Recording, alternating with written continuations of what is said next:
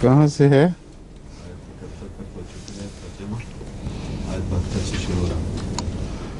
اچھا ٹھیک ہے. اعوذ باللہ من الشیطان الرجیم. بسم اللہ الرحمن الرحیم. وَإِن يُرِيدُوا خِيَانَتَكَ فَقَدْ خَانُوا اللَّهَ مِن قَبْلُ فَأَمْكَنَ مِنْهُمْ وَاللَّهُ عَلِيمٌ حَكِيمٌ. یہ آیات تلاوت ہو چکی ہیں رکوع کے آخر تک. اور اگر وہ تجھ سے خیانت کا ارادہ کریں، تیری خیانت کا لفظی ترجمہ بنتا ہے مگر اردو میں تیری خیانت کا لفظ نہیں استعمال ہوتا، محاورہ استعمال نہیں ہوتا، تجھ سے خیانت کا. فقد خان اللہ من قبل، تو اس سے پہلے وہ اللہ کی خیانت بھی تو کر چکے ہیں. پھر کیا ہوا؟ فَأَمْكَنَ مِنْهُمْ، بس اللہ نے انہیں بے بس کر دیا. امکنہ ان پر قابو پا لیا، ان پر غلبہ، انہیں بے بس کر دیا. سارے یہ تینوں معنی امکنہ میں داخل ہوتے ہیں. واللہ علیم حکیم، اور اللہ تعالیٰ بہت جاننے والا اور بہت حکمت والا ہے. ان الذین آمنوا وہاجروا وجاہدوا باموالہم، یقیناً وہ لوگ جو ایمان لائے اور ہجرت کی اور جہاد کیا، باموالہم اپنے مالوں کے ساتھ اور اپنی جانوں کے ساتھ، فی سبیل اللہ اللہ کی راہ میں، والذین آووا ونصروا، اور وہ لوگ جنہوں نے جگہ دی اور نصرت فرمائی، نصرت کی، اولئک بعضهم اولیاء بعض، یہی وہ لوگ ہیں جن میں سے بعض دوسروں کے دوست ہیں. یہاں پہلے جو مہاجرین ہیں ان کا ذکر چلا ہے اور بعد میں انصار کا ذکر ہو رہا ہے، کیونکہ آوو انہوں نے جگہ دی تھی مہاجرین کو جو اپنے گھر وغیرہ چھوڑ کر نکلے تھے. اولئک بعضهم اولیاء بعض، ان میں سے بعض نے بعض دوسروں کے ساتھ دوستی رکھی ہے، ایک دوسرے کے دوست ہیں. اس میں دراصل صحابہ کی جو مواخات ہوئی تھی اس کی طرف اشارہ معلوم ہوتا ہے، اور ایک دوسرے کے ولی بن گئے تھے. اور اس کے علاوہ ایک عام بیان بھی ہے کہ یہ تو تعلقات ہیں مذہبی، ان کی بنا پر ایک اخوت پیدا ہوتی ہے. اس کے علاوہ بھی تمہیں سے بعض دوسروں کو زیادہ پسند کرتے ہیں، ان سے دوستی رکھتے ہیں، تو یہ کوئی قابل اعتراض بات نہیں. والذین آمنوا ولم یہاجروا ما لکم من ولایتہم من شیء، ان کی دوستی تو قابل اعتراض نہیں، مگر وہ لوگ جنہوں نے ہجرت نہیں کی اور وہیں بیٹھ رہے ہیں ان سے دوستی درست نہیں ہے. یعنی آپس میں ایمان والے لوگ ہیں، مہاجر ہوں انصار ہوں، ایک دوسرے سے دوستی کریں، سب جائز ہے. والذین آمنوا، اور لیکن وہ لوگ جو ایمان تو لے آئے ہیں، ولم یہاجروا، اور ہجرت نہیں کی، ما لکم من ولایتہم من شیء حتی یہاجروا، ان کو دوست رکھنا تمہارے لیے جائز نہیں. ولایت میں معنی یہ بھی ہیں اور یہ بھی ہیں کہ ان کی ذمہ داری قبول کرنا، ان کی اعانت کرنا، ان کی سرپرستی کرنا. حتی یہاجروا، یہاں تک کہ وہ ہجرت کریں. وَإِنِ اسْتَنْصَرُوكُمْ فِي الدِّينِ فَعَلَيْكُمُ النَّصْرُ، ہاں اگر دینی معاملات میں وہ تم سے مدد چاہیں تو تم پر ان کی مدد کرنا فرض ہے. إِلَّا عَلَىٰ قَوْمٍ بَيْنَكُمْ وَبَيْنَهُمْ مِيثَاقٌ، سوائے اس کے کہ کسی ایسی قوم کے خلاف وہ مدد طلب کریں جن کے تمہارے درمیان اور ان کے درمیان عہد ہو چکا ہو، کوئی معاہدہ ہو چکا ہو. حتی یہاجروا وإن استنصروکم فی الدین فعلیکم النصر، ہاں دینی معاملے میں اگر وہ تم سے مدد چاہیں تو پھر تم پر مدد فرض ہے، سوائے اس کے کہ تمہارے درمیان اور اس قوم کے درمیان کوئی عہد ہو، معاہدہ ہو جس کے خلاف وہ مدد چاہتے ہیں۔ اس صورت میں دین میں بھائی ہونے کے باوجود تم نے عہد شکنی نہیں کرنی۔ یہ بہت ہی اہم نصیحت ہے جس سے اسلام کی اعلیٰ اخلاق کی نشاندہی ہوتی ہے کہ عہدوں کو کتنی اہمیت دی گئی ہے اسلام میں۔ واللہ بما تعملون بصیر، اور اللہ تعالیٰ جو کچھ تم کرتے ہو اس پر نظر رکھ رہا ہے۔ یہاں جو دوستی سے منع کیا گیا اس کا کیا مطلب ہے؟ مومن ہیں اور اس کے باوجود ان سے دوستی سے منع کیا گیا ہے، یہ کیا مطلب ہے؟ کیوں ایسا کیا گیا ہے؟ اور دین کے معاملے میں مدد کر دینی ہے، کیا وجہ؟ آپس میں دوستانہ تعلقات کے ذریعے انسان بے تکلف باتیں بھی کرتا ہے اور خبریں بھی پہنچاتا ہے ایک دوسرے کو، اور ایسے واقعات ہوئے ہیں کہ اپنی دوسروں سے اہل مکہ کے ساتھ بعض دوستیوں کے نتیجے میں بعض راز افشا ہونے والے تھے۔ تو اس لیے ان کے ساتھ ایسے روابط نہ رکھو کہ جو گاڑھے روابط ہوتے ہیں جس سے باہم دوستانہ تعلقات قائم رہیں۔ دوسرا، اس میں کچھ ان کی ہجرت نہ کرنے پر ایک ناپسندیدگی کا اظہار بھی ہے۔ وہ لوگ جو ایسے حالات میں ہجرت نہ کریں جبکہ دشمن نے ان سے معزز ترین لوگوں کو اپنے وطن سے نکال دیا ہو اور دین کے معاملے میں ویسی آزادیاں بھی نہ ہوں، تو پھر ان کے لیے ہجرت ضروری ہے۔ دوسرے ایک اور اہم بات یہ ہے کہ قرآن کریم کی روح سے ہجرت سے کے بغیر ملک میں رہتے ہوئے فساد نہیں ہو سکتا، چاہے وہ دین کے نام پر ہو، چاہے وہ حق کی بنا پر ہو۔ اگر لڑنا ہے تو کسی مستحکم حکومت کے اندر رہتے ہوئے، اس کے قوانین سے استفادہ کرتے ہوئے، تم اس کے خلاف تلوار اس لیے نہیں اٹھا سکتے کہ اس نے تم کو ظلم کیا ہے۔ اگر تلوار اٹھانی ہے تو پھر باہر نکلو اور باہر جا کر پھر باقاعدہ مقابلے کی صورت پیدا کرو اور پھر ان سے بے شک لڑو، یہ تمہارا حق ہوگا۔ لیکن ہر قسم کی فساد کی کارروائیوں سے قرآن کریم کلیتاً منع فرماتا ہے، اور یہ اس کی بہترین مثال ہے کہ دینی دشمنی کے باوجود ایک حصے مسلمانوں کے حصے کو نکال دیا گیا ہے بیچ میں سے، بلکہ سب سے اول اعلیٰ حصے کو نکال دیا گیا ہے۔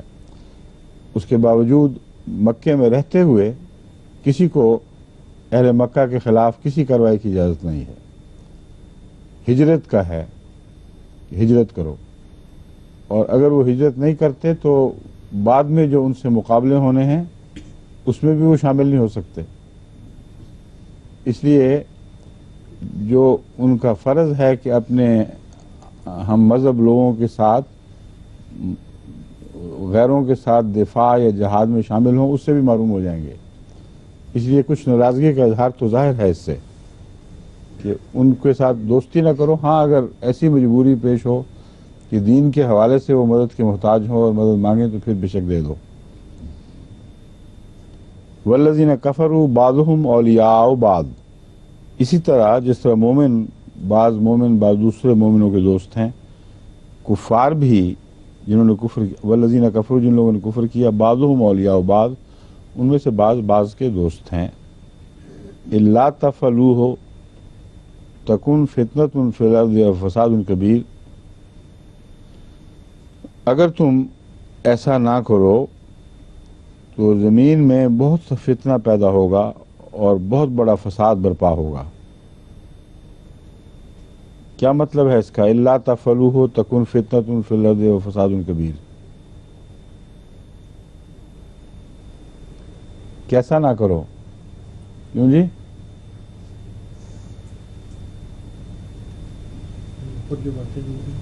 ہیں جو اوپر تعلیم دی اگر اس پہ عمل نہیں کرو گے تو اوپر تو ایک دوستی حالت کا بیان ہے کہ دوست بعض دوست ہیں، مدد کرنا. یہ جو سارا مضمون ہے ہجرت کا اور اس وطن کے اندر رہتے ہوئے کوئی مقابلہ نہیں کرنا، کوئی فساد نہیں کرنا، یہ ساری باتیں اس میں شامل ہو گئی ہیں. اللہ تفعلوہ، ان ہدایات پر عمل کرو کہ اگر تم نے لڑنا ہے اس قوم سے جس نے تمہارے حقوق دبائے ہیں تو تمہیں اس وطن کو چھوڑ کر باہر جانا ہوگا. پھر اپنے بھائیوں اور مظلوم ساتھیوں کے ساتھ مل کر تمہیں جہاد کی اجازت ہے. اگر ایسا نہ کرو تو پھر فساد برپا ہو جائے گا ہر شہر ہر وطن میں اس نام پر کہ ہم پر ظلم ہوا ہے. خانہ جنگیاں شروع ہو سکتی ہیں، اور وہ جو کارروائیاں آج کل عام ہو گئی ہیں، بم چلائے جا رہے ہیں، معصوم لوگ مارے جا رہے ہیں، کراچی میں جو کچھ ہو رہا ہے، دوسرے شہروں میں، کشمیر میں، ہر جگہ یہ فساد برپا ہے. تو اللہ تعالیٰ فرماتا ہے کہ تمہیں امن کی تعلیم دی گئی ہے، اس تعلیم پر پابند رہو ورنہ دنیا سے امن اٹھ جائے گا. اور جو عالمی امن ہے اس کی حفاظت کے لیے یہ اصول ہیں. دوسرا اس طرف بھی اشارہ ہے، جیسا کہ انہوں نے کہا ہے کہ اگر تم نے ان میں رہتے ہوئے دوستیاں ان میں رہتے ہوئے لوگوں سے دوستیاں کی تو پھر وہ بھی آپس میں ایک دوسرے کے دوست ہیں، اور اس طرح بات سے بات نکل جاتی ہے، اور خطرہ ہے کہ تمہارے راز پھیل جائیں. اور وہ لوگ جو ہیں وہ تم سے دوستیاں نہیں کرتے، وہ آپس ہی میں ایک دوسرے کے دوست ہیں. ایسی حالت میں ان پر اعتماد رکھنا اور ان کے اندر رہنا ان لوگوں کو دوستی کے حق سے محروم کر دیتا ہے جو ایسے لوگوں میں رہ رہے ہیں. یہ بھی معنی اس میں بنتا ہے کہ جو نصیحت کی گئی ہے اس لیے کہ ان میں سے وہ آپس میں دوست ہیں، تم آپس میں دوست ہو. جب بیچ میں ایک ایسا طبقہ پیدا ہو جائے گا جو تمہارے اندر آ کے شامل نہیں ہوا، رہ رہے ہیں انہی کے اندر، اگر ان کو دوست بناؤ گے تو ایک وایا میڈیا بن جاتا ہے، تمہارے رازوں کا اس طرف منتقل ہونے کا خطرہ بن جاتا ہے.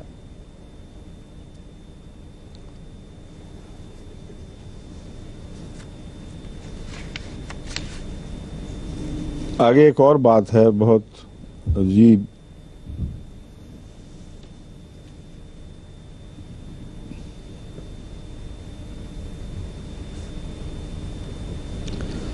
والذین آمنوا وہاجروا وجاہدوا فی سبیل اللہ والذین آووا ونصروا اولئک هم المؤمنون حقا. اصل سچے مومن وہی ہیں کہ جنہوں نے ہجرت کی ہے، ایمان لے کے آئے ہیں، ہجرت کی ہے، اور وہ لوگ بھی جنہوں نے ان کی مدد کی ہے. حقیقی مومن یہ ہیں وہ. بس جو فرق کیا گیا ہے مومنوں اور مومنوں کے درمیان وہ اس بنا پر کیا گیا ہے.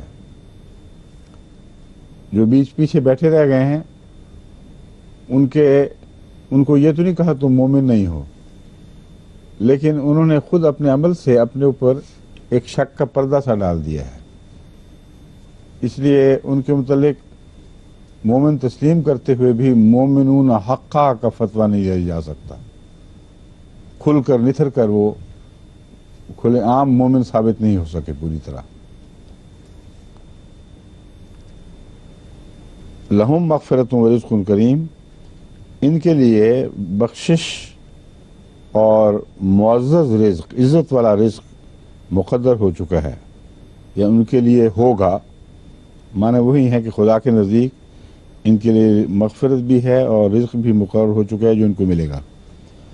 والذین آمنوا من بعد وہاجروا وجاہدوا معکم فاولئک منکم.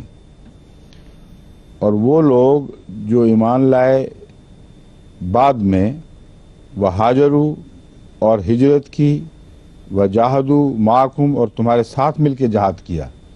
اس لیے میں نے کہا تھا بڑی وجہ یہ ہے ناراضگی کی کہ جب جہاد ہو رہا ہو اور جہاد کے احتمالات پیدا ہو چکے ہوں یا امکانات پیدا ہو چکے ہوں، اس وقت وہاں ان لوگوں کے ساتھ بیٹھے رہنا جہاں تم جہاد نہیں کر سکتے. یہ ہے ناراضگی کا سبب. اور اس سے ان کے درجہ ایمان میں بھی فرق پڑ جاتا ہے، ان کو نچلے درجے کا مومن قرار دیا، مومن حقہ قرار نہیں دیا۔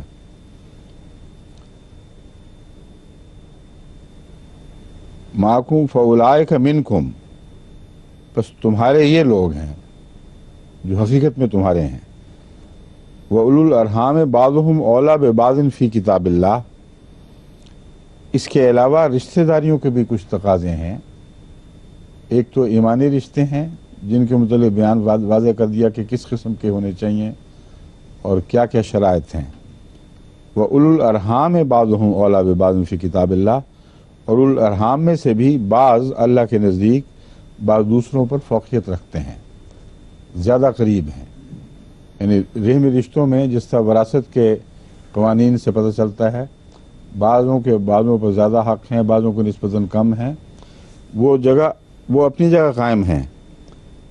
ان اللہ بکل شیء علیم، یقیناً اللہ تعالیٰ ہر چیز کو جانتا ہے، ہر چیز کا علم رکھنے والا ہے۔ یہ وہی بات ہے جو میں پہلے بیان کر چکا ہوں کہ کیوں اس صورت میں ان کے مومن ہوتے ہوئے بھی ان سے تعلقات منع فرمائے گئے ہیں۔ جو وہاں رہ گئے تھے ان پر صرف ایمانی تقاضے ہی نہیں تھے بلکہ رحمی تقاضے بھی تھے، اس لیے وہ بالکل اس سوسائٹی سے بائیکاٹ کر کے الگ ہو کے نہ رہ سکتے تھے، نہ رہتے تھے، نہ خدا یہ چاہتا ہے۔ ایمان کے فرق کے باوجود وہ اولو الارحام تھے، اور اولو الارحام ہونے کی وجہ سے ان کا آپس میں آنا جانا اور بے تکلف باتیں یہ عام چلتا تھا، جو جائز ہے ایک مومن کے لیے کہ رحمی رشتوں کا لحاظ رکھے، بعض ان میں سے بعض دوسروں کی نسبت زیادہ قریب ہوتے ہیں۔ اس لیے ان کے دو کشتیوں میں پاؤں ہو گئے تھے، ایک رحمی تعلق کی وجہ سے کافروں سے تعلقات، ایک ایمانی تقاضوں کی وجہ سے مومنوں سے تعلقات۔ اور یہ حالت اس وقت جب کہ جہاد ہو رہا ہو اور دشمن کا انعاد اپنے پورے عروج پر پہنچا ہوا ہو، اس وقت ایمان والوں کے لیے خطرناک ثابت ہو سکتی ہے۔ ان اللہ بکل شیء علیم، یقین اللہ تعالیٰ ہر چیز کا علم رکھتا ہے۔ اب یہ وہ صورت آ گئی جس سے پہلے بسم اللہ نہیں ہے۔ ایک ہی صورت ہے جس سے پہلے بسم اللہ الرحمن الرحیم نہیں ہے، اور وہ سورہ توبہ ہے۔ اس کی جو وجوہات بیان کی جاتی ہیں ان میں سے ایک یہ ہے کہ اس میں چونکہ خدا تعالیٰ کی طرف سے بیزاری اور ناراضگی کا اظہار ہے، اور رحمان اور رحیم دو صفات ہیں جو بسم اللہ کے ساتھ لازماً جڑی ہوئی ہیں۔ بسم اللہ کا مطلب ہی ہے اللہ کا نام جو رحمان ہے اور رحیم ہے۔ تو یہ مضمون کے اعتبار سے عنوان لگتا نہیں ہے، جہاں ناراضگی کا مضمون چل رہا ہو اور بیزاری کا، وہاں رحمان اور رحیم کو عنوان باندھنا مناسب حال نہیں سمجھا گیا۔ ایک یہ بیان ہے۔ دوسرا بیان یہ ہے کہ دراصل یہ اگرچہ الگ صورت قائم کی گئی ہے مگر انفال ہی کا حصہ ہے، اور اس کے ذیل میں آتی ہے، اور اسی مضمون کو اٹھایا گیا ہے جو پہلے ہے، مگر چونکہ مضمون بہت اہمیت رکھتا تھا اس لیے اس کو الگ صورت کے طور پر پیش کر دیا گیا، مگر یہ ذیلی صورت ہے۔ بعض لوگوں کا یہ خیال ہے اگر ذیلی صورت ہو تو پھر 113 صورتیں مکمل ہوئیں اور 113 دفعہ بسم اللہ الرحمن الرحیم بھی آ گئی، پھر 114ویں بسم اللہ بیچ میں داخل کرنے کی ضرورت نہیں تھی، اس لیے یہ الگ صورت ہی شمار ہونی چاہیے۔ صورت الگ ہے لیکن یہاں بسم اللہ الرحمن الرحیم کو جو حذف فرمایا گیا تو اس کو ایک دوسری صورت میں، نحل میں ہے یہ کون سی صورت؟ نمل میں بیچ میں داخل کر دیا گیا، اس لیے 114 صورتیں اور 114 بسم اللہ یہ پورے ہو جاتے ہیں۔ اور وہاں بسم اللہ بیچ میں رکھنے کی حکمت یہی ہے کہ یہاں سے خدا نے جو اٹھائی تھی تو اس کی رحمانیت اور رحیمیت نے پوری طرح جلوہ نہیں اٹھایا ہوا، ذرا اسے مخفی طور پر پیش کیا گیا، الگ کر دیا گیا ہے۔ اور ناراضگی کے وقت بعض دفعہ انسان بعض باتیں نہیں کہتا، کسی بچے کو ڈانٹنا ہو تو اے میرے پیارے بیٹے تم ایسے بےہودہ آدمی ہو، یہ نہیں نا کہتا. تو اس طرح عنوان کو وقتی طور پر اٹھایا گیا ہے، مگر خدا کی رحمت کا تقاضا تھا کہ ہر صورت کے ساتھ اس کی رحمانیت کا تعلق رہے. تو ایک صورت میں دوہرا بسم اللہ کا ذکر اس مناسبت سے ہے. اب یہ بحث باقی ہے کہ بسم اللہ الرحمن الرحیم کو سورہ نمل میں کیوں داخل فرمایا گیا ہے، کسی اور صورت میں کیوں داخل نہیں فرمایا گیا. یہ غور طلب بات ہے، مگر اس وقت اس کا یہاں ذکر بے محل ہوگا. برات من اللہ، اللہ کی طرف سے. اچھا تلاوت بھی کرنی ہے. اعوذ باللہ من الشیطان الرجیم. برات من اللہ ورسولہ الی الذین عاہدتم من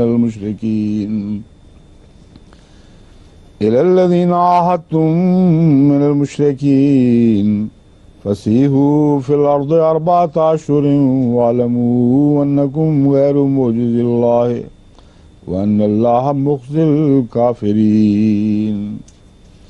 وَأَذَانٌ مِّنَ اللَّهِ وَرَسُولِهِ إِلَى النَّاسِ يَوْمَ الْحَجِّ الْأَكْبَرِ أَنَّ اللَّهَ بَرِيءٌ مِّنَ الْمُشْرِكِينَ وَرَسُولُهُ فَإِن تُبْتُمْ فَهُوَ خَيْرٌ لَّكُمْ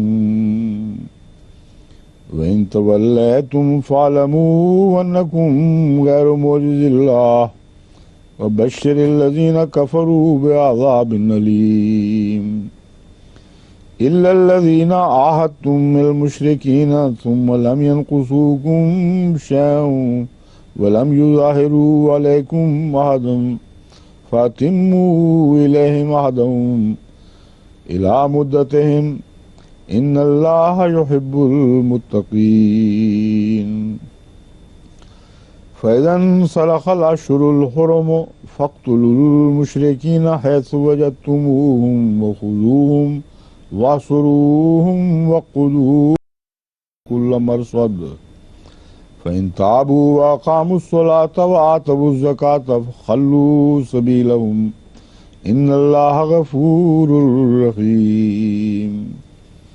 وَإِنْ أَحَدٌ مِّنَ الْمُشْرِكِينَ اسْتَجَارَكَ فَأَجِرْهُ حَتَّىٰ يَسْمَعَ كَلَامَ اللَّهِ ثُمَّ أَبْلِغْهُ مَأْمَنَهُ ذَلِكَ بِأَنَّهُمْ قَوْمٌ لَا يَعْلَمُونَ. كيف يكون للمشركين عهد عند الله وعند رسوله إلا الذين عاهدتم عند المسجد الحرام فما استقاموا لكم فاستقيموا لهم إن الله يحب المتقين. كيف وإن يظهروا عليكم لا يرقبوا فيكم إلا ولا ذمة يرضونكم بأفواههم وتابى قلوبهم وأكثرهم فاسقون. اشتروا بآيات الله ثمنا قليلا فصدوا عن سبيله إنهم ساء ما كانوا يعملون. لا يرقبون في مؤمن إلا ولا ذمة وأولئك هم المعتدون.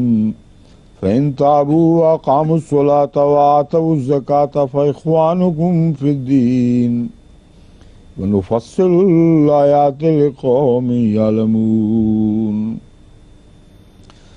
وَإِن نَكَثُوا أَيْمَانَهُم مِّن بَعْدِ عَهْدِهِمْ وَطَعَنُوا فِي دِينِكُمْ فَقَاتِلُوا أَئِمَّةَ الْكُفْرِ إِنَّهُمْ لَا أَيْمَانَ لَهُمْ لَعَلَّهُمْ يَنتَهُونَ.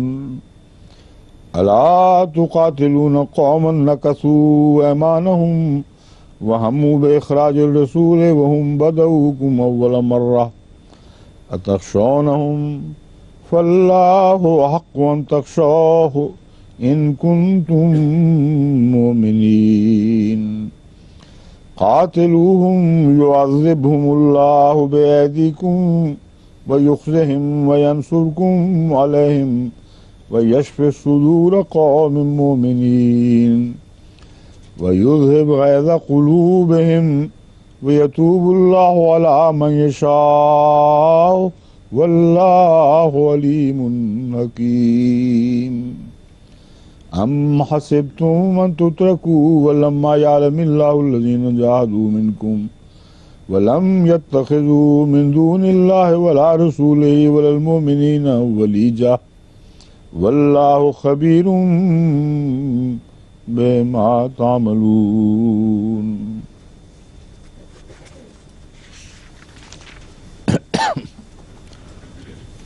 اللہ اور اس کے رسول کی طرف سے بیزاری کا اظہار ہے ان لوگوں کے متعلق الی الذین عاہدتم، ان لوگوں سے بیزاری کا جن سے تم نے معاہدہ کیا، مشرکین میں سے جن سے تم نے معاہدہ کیا تھا. فسیحوا فی الارض اربعۃ اشہر، پس چاہیے کہ وہ 4 مہینے تک زمین میں چلیں پھریں. وَاعْلَمُوا أَنَّكُمْ غَيْرُ مُعْجِزِي، فسیحوا تم پھرو، اے مشرکو، ان مخاطب چاہیے نہیں. فسیحوا فی الارض، پس تم پھرو زمین میں، اربعۃ اشہر 4 مہینے تک. وَاعْلَمُوا، اور جان لو کہ انکم غیر معجز اللہ، کہ تم یقیناً اللہ تعالیٰ کو عاجز نہیں کر سکتے، عاجز کرنے والے نہیں ہو. وَأَنَّ اللَّهَ مُخْزِي الْكَافِرِينَ، اور یہ اللہ ہے جو کافروں کو ذلیل کرنے والا ہے. وَأَذَانٌ مِّنَ اللَّهِ وَرَسُولِهِ، اور اعلان عام ہے اللہ اور اس کے رسول کی طرف سے، الی الناس، تمام انسانوں کے لیے، یوم الحج الاکبر، حج اکبر کے دن. ان اللہ بریء من المشرکین، کہ اللہ تعالیٰ مشرکوں سے بری ہے. بری سے مراد بیزار بھی ہوتا ہے، بری الذمہ بھی ہوتا ہے. دونوں طرح کے معنی اس میں شامل ہیں، یعنی اب آئندہ سے ان کی کوئی ذمہ داری نہیں ہوگی. اور اللہ کا رسول بھی بیزار ہے. فَإِن تُبْتُمْ فَهُوَ خَيْرٌ لَكُمْ، پس اگر تم توبہ کر لو تو تمہارے لیے یہ بہتر ہے.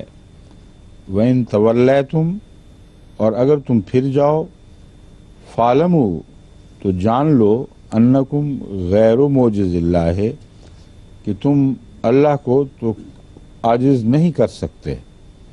وَبَشِّرِ الَّذِينَ كَفَرُوا، اور جن لوگوں نے کفر کیا ان کو خوشخبری دے دے، بعذاب علیم، ایک دردناک عذاب کی. الا الذین عاہدتم من المشرکین، سوائے ان لوگوں کے جن سے مشرکوں میں سے تم نے عہد کیا. ثم لم ينقصوکم، پھر انہوں نے اس عہد میں کوئی کمی نہیں کی، شیئن، کوئی بھی کمی نہ کی. ولم یظاہروا علیکم، اور تمہارے خلاف کسی اور کی مدد نہیں کی، احدن، کسی اور کی. میں نے کسی کو پہلے کہہ دیا تھا، اس لیے میں نے دوبارہ احدن بتایا. احدن کا مطلب ہے کسی کی. فَأَتِمُّوا إِلَيْهِمْ، پس ان کے عہدہم، ان کا عہد ان کے حق میں پورا کرو. الی مدتہم، ان کی مدت تک. ان اللہ یحب المتقین، یقیناً اللہ تعالیٰ متقیوں سے محبت فرماتا ہے. فَإِذَا انسَلَخَ الْأَشْهُرُ الْحُرُمُ، پس جب حرام حرمت والے مہینے یعنی عزت والے مہینے گزر جائیں، ختم ہو جائیں. فَاقْتُلُوا الْمُشْرِكِينَ، تو مشرکوں کو قتل کرو. حیث وجدتموہم، جہاں کہیں تم ان کو پاؤ. وخذوہم، اور ان کو پکڑو. واحصروہم، اور ان کو قید کرو. وقعدوا لہم، اور ان کے لیے گھات میں بیٹھو. کل مرصد، ہر گھات میں. فإن تابوا، پس اگر وہ توبہ کریں. واقاموا الصلاۃ، اور نماز کو قائم کریں. وَآتَوُا الزَّکَاةَ اور زکوٰۃ دیں فَخَلُّوا سَبِیلَہُم تو ان کی راہ چھوڑ دو ان اللہ غفور الرحیم یقیناً اللہ تعالیٰ بہت بخشنے والا اور بار بار رحم فرمانے والا ہے۔ وَإِنْ أَحَدٌ مِّنَ الْمُشْرِكِينَ اسْتَجَارَكَ اور اگر مشرکوں میں سے کوئی تیری پناہ چاہے استجارہ کا فَأَجِرْهُ تو اسے پناہ دے حتیٰ یسمع کلام اللہ یہاں تک کہ وہ اللہ کا کلام سن لے ثم ابلغہ مامنہ پھر اسے اپنے امن کی جگہ تک پہنچا دے۔ ذالک بأنہم قوم لا یعلمون یہ اس لیے ہے کہ یہ لوگ نہیں جانتے۔ یہ وہ آیات ہیں جو بعض مولویوں کی طرف سے بالکل اپنے اصل سے ہٹا کر ایک ایسے مضمون کی طرف پھیری جا رہی ہیں جن کا قرآن یا آن حضرت صلی اللہ علیہ وسلم کی سنت سے کوئی تعلق نہیں ہے۔ ابھی حال ہی میں ایک آسن امینی صاحب کے شاگرد نے ایک مضمون شائع کیا ہے اخبار میں، جس میں اس نے ان مولوی صاحب نے یہ ثابت کرنے کی کوشش کی ہے کہ ان آیات میں جو پہلی 4 آیات ہیں یہ حکم ہے کہ فتح مکہ کے بعد تمام مشرکوں کو قتل کر دیا جائے اور ختم کر دیا جائے، اور جو معاہدے کی بات ہو رہی ہے اس کا صرف اتنا مطلب ہے کہ ہاں جن سے معاہدہ ہوا ہے ان کو مدت تک مہلت دے دو، سمجھیں آپ، یعنی جو ان کی مدت ہے معاہدے کی وہاں تک ان کو چھوڑ دو اور باقی جتنے ہیں ان کو یعنی وہ حرمت والے مہینوں تک کی مہلت دو بس۔ اگر باقیوں کی مہلت اس سے زیادہ کی ہو تو ان کا انتظار کر لینا، جن سے عہد کیا ہوا تھا ان کی مہلت اگر حرمت کے مہینوں کے بعد تک بھی چلے تو حرمت کے مہینے ختم ہونے کے بعد ان کو کچھ نہیں کہنا جب تک ان کی مدت پوری نہ ہو جائے۔ باقی سب پر کے متعلق یہ حکم ہے کہ حرمت کے مہینے پورے ہوتے ہی ان کا قتل عام کر دو، سوائے اس کے کہ وہ توبہ کریں، یعنی جو تیرے ساتھ نافرمانی کا اور انکار کا سلوک کر رہے تھے اس سے توبہ کر لیں اور سچے مومن اور مسلمان بن جائیں۔ یہ ہے جبری اسلام کا وہ تصور جو جماعت اسلامی میں رائج ہے، اور ان کے آگے پھر شاگرد اور شاگرد پوتے پڑوتے بھی یہی باتیں مشہور کرتے پھرتے ہیں، اور واضح طور پر قرآنی تعلیم اور رسول اللہ علیہ وسلم کے اسوے کو جھٹلا رہے ہیں۔ ایسے ان صاحب کو جب ایک احمدی نے لاہور سے خط لکھا، اسماعیل صاحب نے، کہ تم نے یہ جو عجیب سی بات پیدا کر دی ہے اس کا تو کوئی تائیدی حوالہ قرآن کریم میں نہیں ملتا یا تاریخ اسلام میں نہیں ملتا، تو اس کے جواب میں انہوں نے ان کو بڑا ایک لمبا چوڑا خط لکھا۔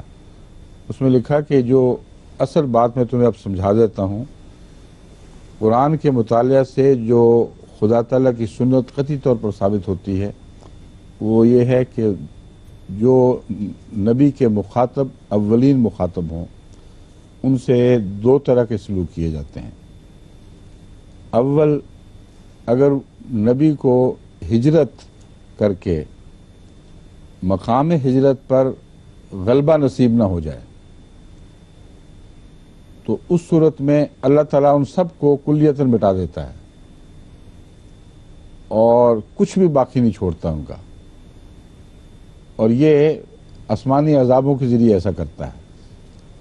اور اگر ان کو مقام ہجرت پر غلبہ نصیب ہو جائے جیسا کہ حضرت صلی اللہ علیہ وآلہ وسلم کو ہوا، تو پھر اپنے نبی کو حکم دیتا ہے کہ اب ان پر پلٹو، ان کو سب کو بالکل تباہ و برباد کر کے رکھ دو، سوائے اس کے کہ جو زندگی بچانے کی خاطر مسلمان یعنی تمہارا مذہب قبول کر لے۔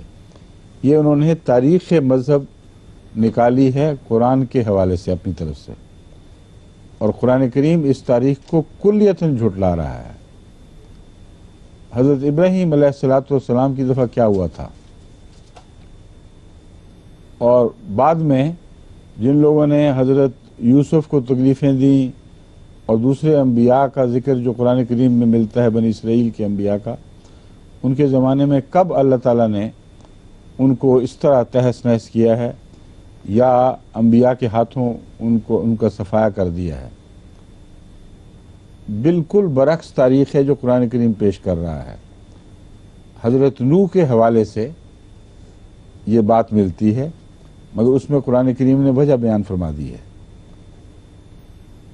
قرآن کریم نے یہ وجہ بیان فرمائی ہے کہ یہ لوگ اگر زندہ بھی رکھے گئے تو ان کا بیج گندہ ہو چکا ہے اور اللہ کے علم میں ہے، نہ یہ ایمان لائیں گے نہ ان کی اولادیں ایمان لائیں گی، اس لیے انہوں نے خود اپنی صف لپیٹی ہے۔ اور اللہ تعالیٰ نے یہ فیصلہ انسانوں پر نہیں رکھا، انسانوں کے ذریعے ان کو نہیں مروایا، ورنہ انسانوں کے ہاتھ یہ بہانہ ہاتھ آ جاتا کہ جب تم سمجھو کہ کسی قوم کے اندر فلاح کا یعنی ہدایت کا مادہ باقی نہیں رہا، ان کا ہدایت کا بیج مر چکا ہے، تو پھر ان کا قتل عام کر دو۔ اس لیے آسمانی ذرائع سے ان کو ہلاک فرمایا ہے، اور حضرت نوح پر ایک ادنا سا الزام بھی نہیں آتا۔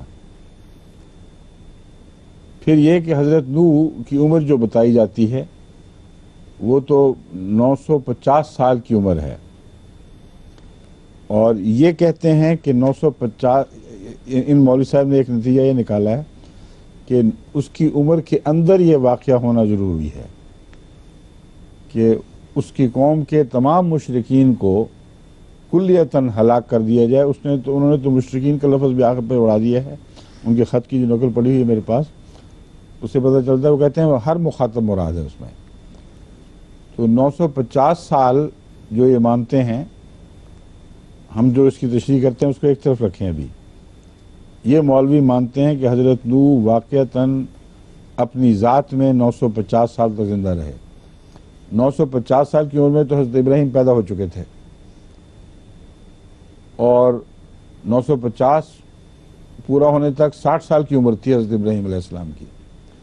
تو اتنے مشرک کہاں سے آ گئے تھے؟ وہ سیلاب آ گیا، ہلاک کر گیا، پھر وہ پیدا ہو گئے، ان کو خدا نے کیوں چھوڑ دیا؟ پھر ان کو کیوں نہ مارا؟ اور حضرت ابراہیم کا جو انکار کرنے والے، آپ کو آگ میں پھینکنے والے، وہ کیوں بچ گیا خدا کے عذاب سے؟ کہاں قرآن کریم میں یا کسی جگہ لکھا ہے کہ خدا تعالیٰ نے ان کی صف لپیٹ دی تھی؟ حضرت ابراہیم ہجرت کر گئے، اور کسی دارالہجرت میں حضرت ابراہیم کو غلبہ نصیب نہیں ہوا، ایک تحقیق شدہ بات ہے۔ دوسرے مشرک بادشاہوں کی راج دہانی میں آپ رہے ہیں، اور ان کے مقابل پر حضرت ابراہیم کو اپنی زندگی میں وہ جس سیاسی غلبہ جو لفظ استعمال کرتے ہیں مولوی صاحب، وہ نہیں ہوا نصیب۔ بس قرآن کریم کے ایک نبی کے حوالے سے یہ سمجھ لینا کہ خدا کی یہ تقدیر ہے کہ یا خود ہلاک کر دیتا ہے یا انبیاء کے ذریعے مروا دیتا ہے سب کو، یہ ان کے تصور کی جہالت ہے۔ بس اپنے نفس میں جس طرح ایک جاہل کہانیاں بناتا رہتا ہے کہ مجھے غلبہ نصیب ہے تو میں یہ کروں میں یہ کروں، اگر ان کی مراد یہ ہے کہ اگر ہم خدا ہوتے تو ہمیں یہ کر کے دکھانا تھا، کسی نبی کی قوم کو ہم باقی نہ چھوڑتے اگر وہ ایمان نہ لاتی، اور اس ایمان کا پھر کیا فائدہ جو تلوار کے زور سے ظاہر کیا جائے، کیونکہ تلوار کے زور سے دل میں تو داخل ہو نہیں سکتا، ظاہر ہی کیا جا سکتا ہے۔ اور قرآن کی وہ دلیل کہاں چلی جائے گی جو انبیاء پیش کیا کرتے تھے اپنے مقابل لوگوں پر، کہ تم کہتے ہو زبردستی ہم تمہارا دین قبول کر لیں، خواہ ہم اسے ناپسند کریں۔ یعنی یہ حق جو انسانی حق ہے، اس کو قرآن کریم بار بار اٹھا رہا ہے انبیاء کی تائید میں، تو مخالفین کی دفعہ اس حق کو واپس کیوں لے رہے پھر؟ اس لیے تمام قرآن کریم ان سب مولویوں کے اس تصور کو سراسر جھوٹا قرار دے رہا ہے۔ سورہ توبہ سے یہ استنباط کرنا اس لیے بھی غلط ہے اور واضح طور پر غلط ہے کہ فتح مکہ کے بعد حضرت اقدس محمد رسول اللہ صلی اللہ علیہ وسلم نے مشرکین کے قتل عام کا کوئی حکم نہیں دیا۔ گنتی کے چند لوگوں کے اوپر موت کا فتویٰ دیا جن کی پہلی کاروائیاں انتہائی ظالمانہ تھیں اور جو بہت سے قتلوں میں مسلمانوں کے ناحق قتل میں ملوث تھے اور ظالمانہ قتل میں ملوث تھے۔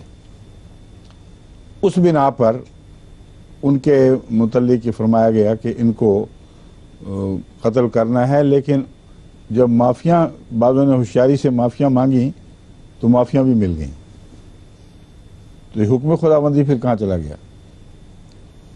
اور مکے میں داخل ہوتے وقت کی شرطوں میں یہ تو تھا کہ اگر کوئی مسلمان ہو جائے تو اس پر تلوار نہیں اٹھانی، لیکن یہ نہیں تھا کہ جو مسلمان نہ ہو اس سے قتل کرو، کہیں یہ حکم نہیں، بلکہ مختلف ان کے جان بچانے کے لیے خود ہی بہانے تجویز فرما دیے، عذر بنا کے رکھ دیے کہ جو بلال کے جھنڈے تلے آ جائے وہ بھی معاف ہے۔ وہاں یہ کیوں نہ کہا کہ اگر وہ کلمہ پڑھے تو معاف ہوگا ورنہ نہیں ہوگا۔ پھر فتح مکہ کے بعد جنگ حنین ہوتی ہے۔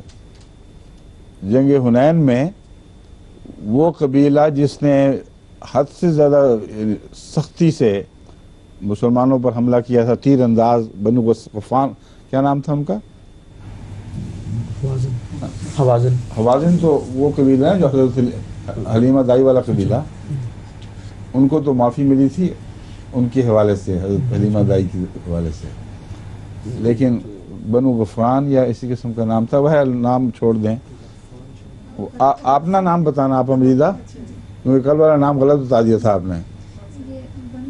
وہ بواس نہیں تھی جنگ، کون سی جنگ بسوس تھی ہے نا؟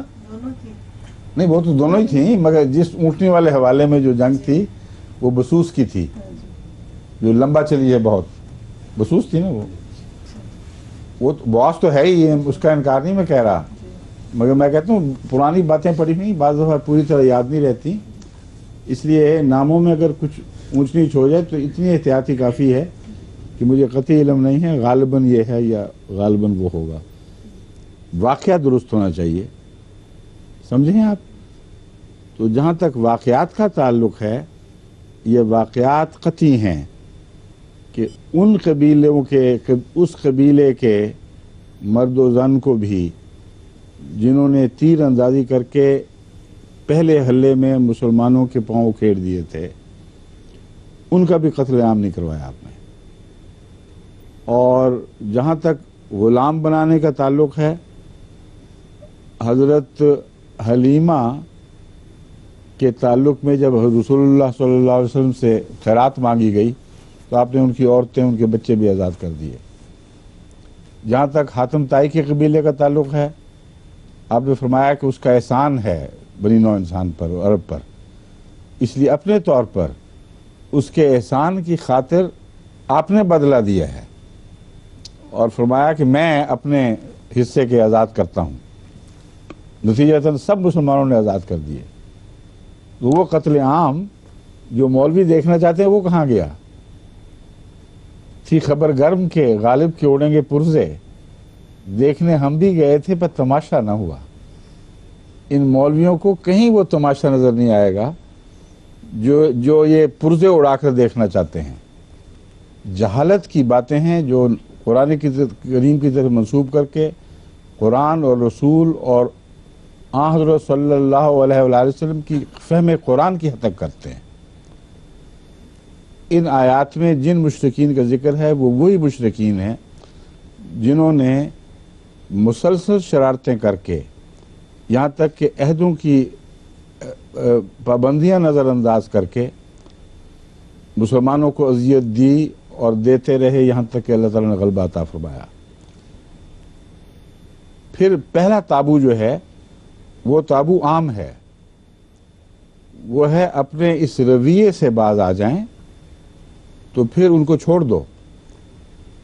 دوسرے تابو میں ایمان کا ذکر ہے اور وہ ایک رعایت کا رستہ ہے جو ہمیشہ اسلام نے دیا ہے کہ جتنی بھی شرارتیں کی ہوں اگر وہ مسلمان ہو جائے تو مسلمان کا خون نہیں بہانا. زبردستی اسلام لانا اور مضمون ہے. اگر زبردستی اسلام ٹھونسا جائے تو پھر جو قتل عام ہونا چاہیے تھا عرب کا وہ نہیں کیا گیا.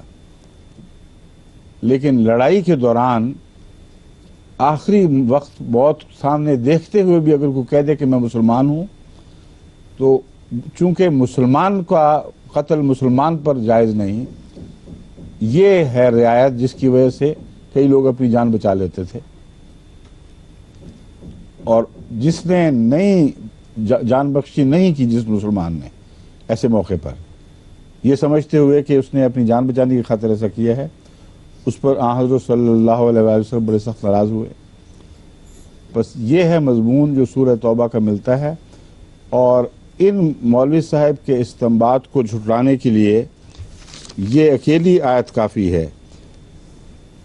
وَإِنْ أَحَدٌ مِّنَ الْمُشْرِكِينَ اسْتَجَارَكَ فَأَجِرْهُ حَتَّى يَسْمَعَ كَلَامَ اللَّهِ. یہ ان 4 آیات کے بعد ہے جن سے وہ قتل مشرکین واجب قرار دیتے ہیں اور تمام تر کا قتل واجب قرار دیتے ہیں. اول تو کیا رسول اللہ صلی اللہ علیہ وسلم کو نہیں سمجھ آئی تھی اس مضمون کی، ان مولوی صاحب کو یا مودودیوں کو آج سمجھ آ گئی ہے. مگر اس سے علاوہ یہ آیت اس کے بعد آئی ہے. وَإِنْ أَحَدٌ مِّنَ الْمُشْرِكِينَ اسْتَجَارَكَ، مشرکین میں سے کوئی ایک بھی اگر تیری پناہ چاہے فاجر ہو تو اسے پناہ دے. یعنی مشرک ہوتے ہوئے پناہ مانگ رہا ہے.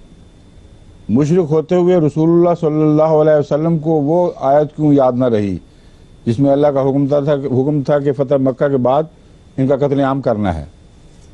یہ کیوں نہیں اس کو فرماتے کہ تو پناہ لینے آ گیا ہے، مجھے حکم ہے میں تجھے قتل کر دوں، اس لیے میں تو اللہ کا حکم مانوں گا، تیری بات نہیں مانوں گا.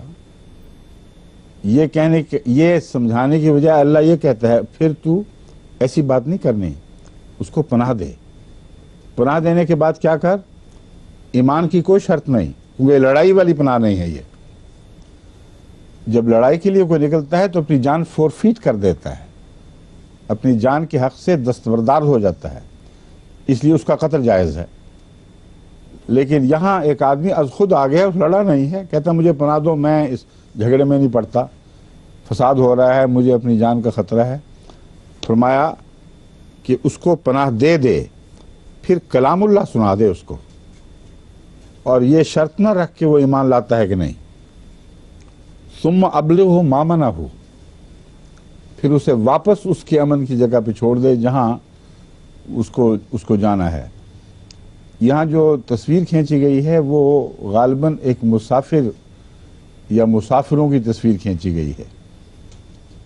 رستہ چلتے کچھ لوگ مل جاتے ہیں اور وہ مومن نہیں ہیں، اور وہ حملہ بھی نہیں کرتے، نہ صرف کہ حملہ نہیں کرتے بلکہ کہتے ہیں کہ ہمیں تو پناہ دو، ہماری جان خطرے میں ہے اس سفر کی حالت میں. تو نہ صرف یہ کہ اس کو پناہ دینی ہے بلکہ کلام اللہ سنا دو اس کو، اور پھر جہاں محفوظ مقام اس کا ہے وہاں تک پہنچا بھی دو. اتنی تکلیف کرو اس کے لیے. کلام کیوں سنانا ہے؟ اس کا جواب یہ ہے ذالک بانہم قوم لا یعلمون، اس لیے کہ یہ لا علم لوگ ہیں، ان کو کچھ پتہ ہی نہیں بیچاروں کو. امن کی حالت میں کلام سن لیں گے تو ہو سکتا ہے ان میں سے کوئی ہدایت بھی پا جائے. اس لیے اس ہدایت کے موقع سے ان کو محروم نہ کرو، مگر ان کی جان بچانے کے لیے ہدایت شرط نہیں رکھی گئی. پر سورہ توبہ کے مضمون کو الٹ پلٹ کر کے یہ مولوی طرح طرح کی ایجادات کرتے رہتے ہیں، اور پھر ساتھ ہی پتہ ہے کہ اس میں بہت بڑا سقم ہے. کیا کیا اسقام ہیں اس بات میں؟ اول یہ کہ حضرت صلی اللہ علیہ وآلہ وسلم کے مخاطب عرب تو تھے ہی نہیں، آپ کی مخاطب تو سب دنیا تھی. حضرت نوح کی مخاطب ایک محدود قوم تھی، मगर ये मौलवी कहते हैं उसके बावजूद सारी दुनिया को में सैलाब में बर्बाद कर दिया था अल्लाह ने। एक ये इनकी बातों में अजीब तजाद है। नूह का सैलाब कहते हैं सब दुनिया पे आया था और मुखातब एक महदूद कौम थी।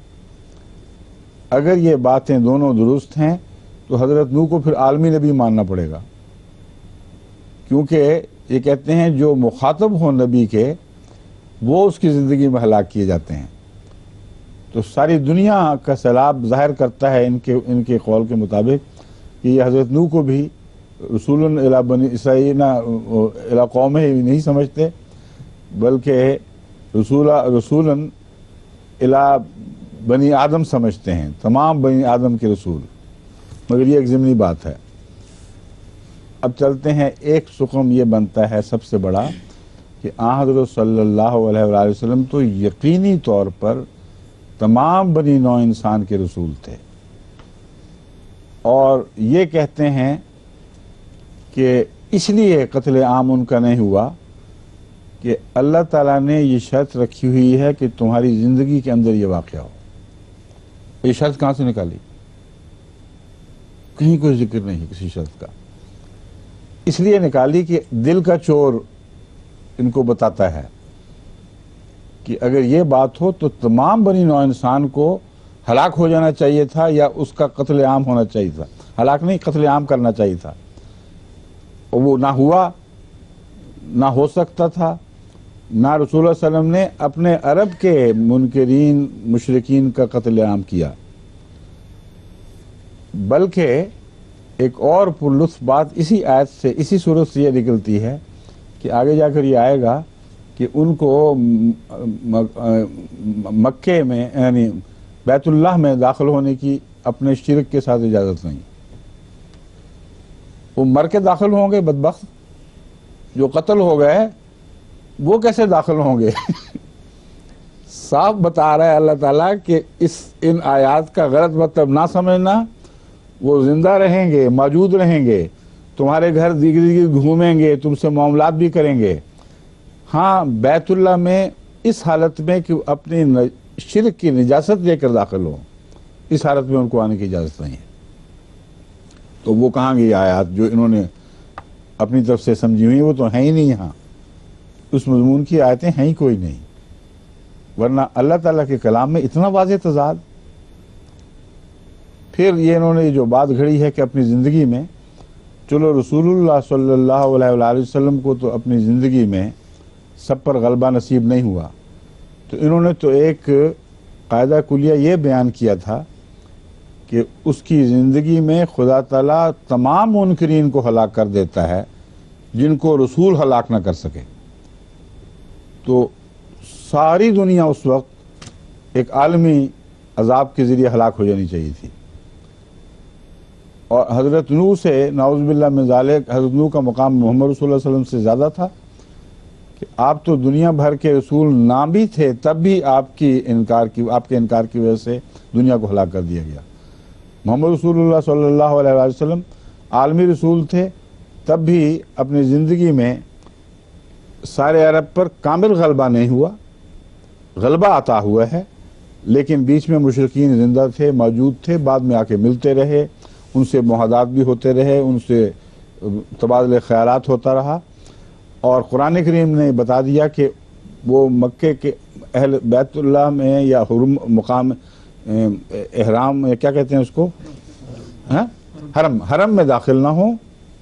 हम ये इमाम अबू हनीफा की तायीद में इमाम अबू हनीफा के फतवे को दुरुस्त समझते हैं।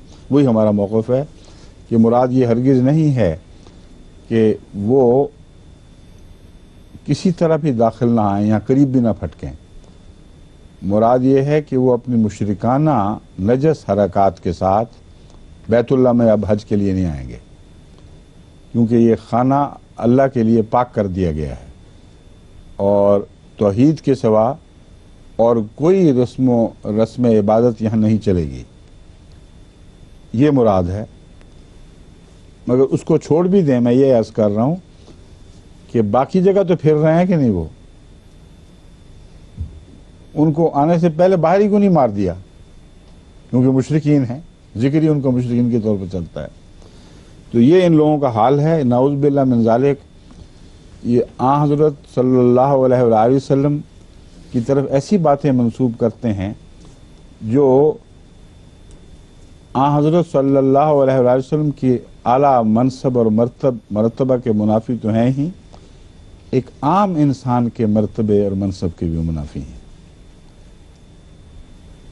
دشمنان دین کے منصب کے بھی منافی ہیں، کیونکہ اللہ تعالیٰ جبر کے حوالے سے انبیاء کے متعلق بتاتا ہے کہ وہ لوگ جو منکرین تھے ان سے یہ کہتے تھے اتنی انسانیت تو دکھاؤ، اتنی عقل تو کرو کہ جبر کے ذریعے دین نہیں پھیل سکتا۔ وہ دلیل جھوٹی خدا نے قائم فرمائی تھی، اگر سچی تھی تو پھر یہ نتیجہ نکلتا ہے کہ وہ توقع جو خدا اللہ تعالیٰ ایک عام بندے سے ہی نہیں رکھتا بلکہ دین کے دشمن سے رکھتا ہے، وہ نعوذ باللہ من ذالک محمد رسول اللہ صلی اللہ علیہ وسلم خدا تعالیٰ کو نہیں تھی، اور ان کی ذات ایک اور قسم کے وجود کے طور پر دنیا کے سامنے پیش کرنے والے یہ مولوی ہیں جو کہتے ہیں حد کے عزت کرنے والے کو سولی چڑھا دینا چاہیے۔ تو پھر اگر یہ بات درست ہے تو پھر پاکستان کا قانون چاہیے اپنے عمل میں آئے، جو کارروائی جو منطقی نتیجے تک پہنچاتی ہے اس کارروائی کو پھر ان کو کرنا چاہیے، مگر ہمیں کوئی دلچسپی نہیں، ہم تو اس کو بھی جھوٹ سمجھتے ہیں۔ کوئی ہتک انسان کو اجازت نہیں دیتی کہ وہ ہتک کے نتیجے میں کسی کا قتل کرے۔ اللہ کے ہاتھ میں عذاب ہے، اللہ کے ہاتھ میں ثواب ہے، جو چاہے وہ فیصلہ فرمائے۔ دینی معاملات میں یہ فیصلے کی طاقت صرف اللہ کو ہے، مگر یہ ضمنی بات کر رہا ہوں، اب وقت چونکہ ختم ہو چکا ہے اس لیے باقی انشاءاللہ کل کریں گے۔ کوئی اور بھی دلیل اس نے دی تھی جو میں نے بیان کی تھی؟ اچھا ابھی وقت ہے چند منٹ یا ختم 1 منٹ جاری ہے؟ کون سا ہے؟ ہاں میں نے بتانا تھا کہ میں نے بتایا تھا نا کہ تاریخ تبری میں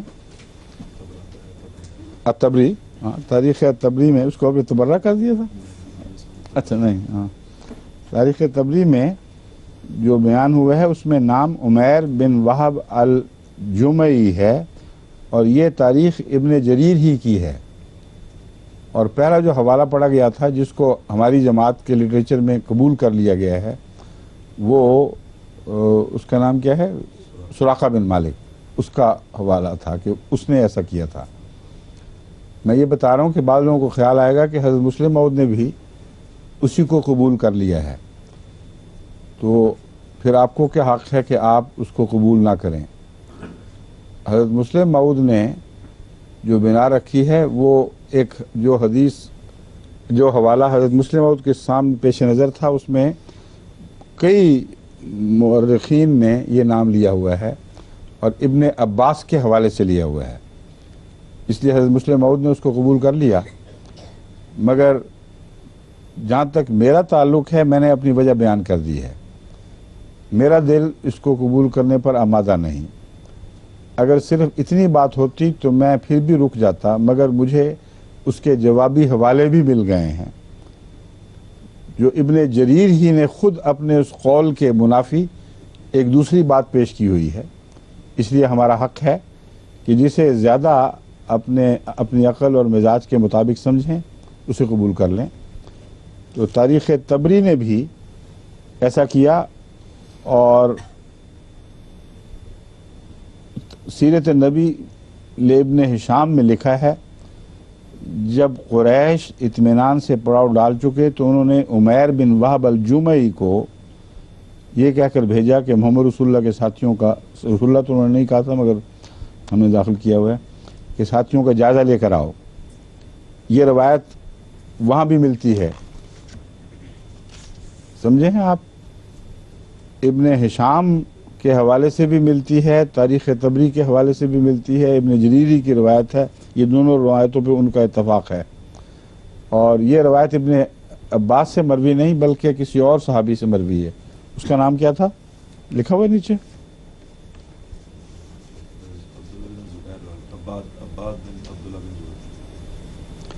अगले सफ़े पे उसदुल गाबा और इसाबा में लिखा है, अगले सफ़े पे उसदुल गाबा ने भी इसको कबूल किया है और इसाबा ने भी इसको कबूल किया है। इस सफ़े का नाम है इब्न जरीर, इब्नुल मुंज़िर और इब्न उबई हातिम, नहीं उबाद इब्न अब्दुल्ला इब्न ज़ुबैर के हवाले से इब्न इसहाक और इब्न अबी वो कहाँ है, वो आपका लिखा हुआ दिखाएं तो सही। ये हाँ, इब्न इसहाक और इब्न अबी हातिम ने उबाद बिन अब्दुल्ला बिन ज़ुबैर रज़ी अल्लाह ताला अन्हुम के हवाले से बयान किया है कि जंग बदर के मौके पर एरियों के बल फिर जाने वाला शख्स या हारिस बिन हिशाम था या अमर बिन वहब।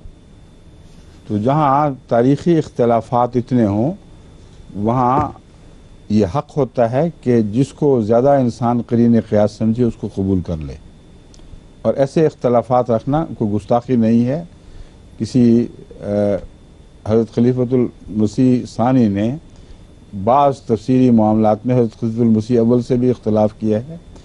ये इख्तलाफ रहमत के दायरे में है क्योंकि ये खालिसतन लिल्लाह होता है और तक़वा पर मबनी होता है। ये वो दुश्मनी और फसाद वाला इख्तलाफ नहीं है।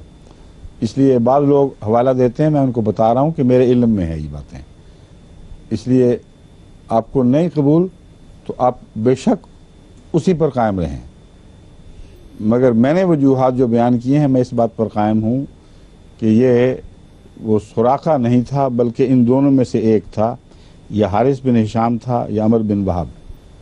और इन्हीं के मुतल्लिक रवायत आती है कि इन्होंने फिर बाद में हज़रत सल्लल्लाहु अलैहि वसल्लम के हाथ पर बैत कर ली।